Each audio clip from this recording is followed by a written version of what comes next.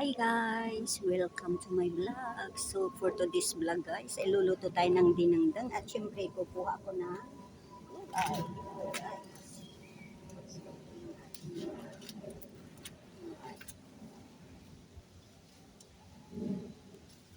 Kasi ang dami na niyang talpos. Guys. Kaya kailangan na natin siyang talpusan.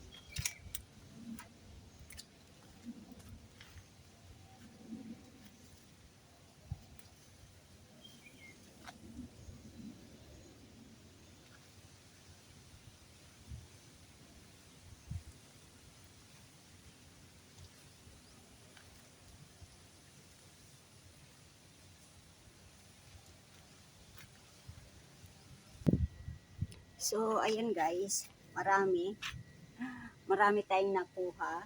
So marami pa doon pero ah after 3 days na lang ulit ko siya kunin. Igisa ko sa igisa ko sa kalabasa. So ito gagawin nating dinengdeng guys.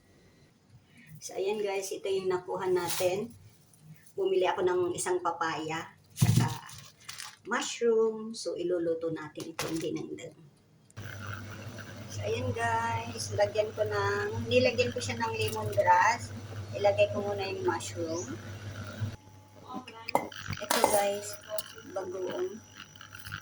So, lagyan ko siya ng tubig para ibabad natin yung bagoong guys. Ibabad muna natin para malusaw yung kanyang isda.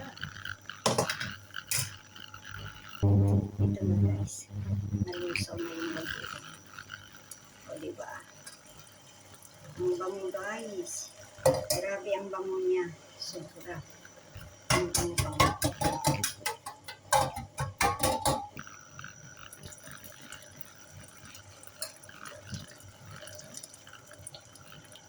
So, ayan yung tinik ng bagoong. Ang bagoong na to ay galing ng Cambodia.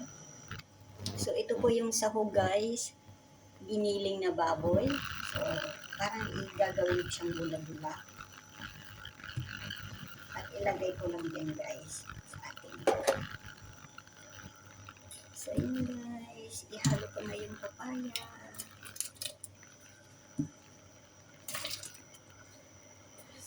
Can you wait? It's almost. It's very fast to cook. This. Yeah. Can not. You need to cook this one too. What? Can you dry the leaves? Take the water. Take the leaves. Yeah, can eat. Gutom na si Rahim kaya pinalagay na niya yung mushroom. Ayan guys.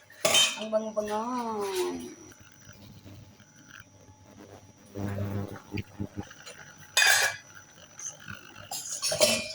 Ayan natin ang ating gulay.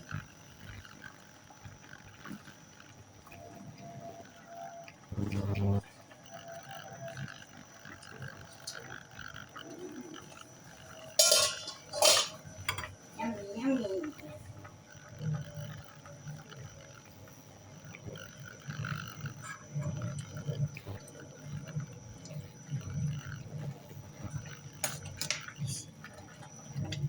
Matuto. Malapit na tayong makakain.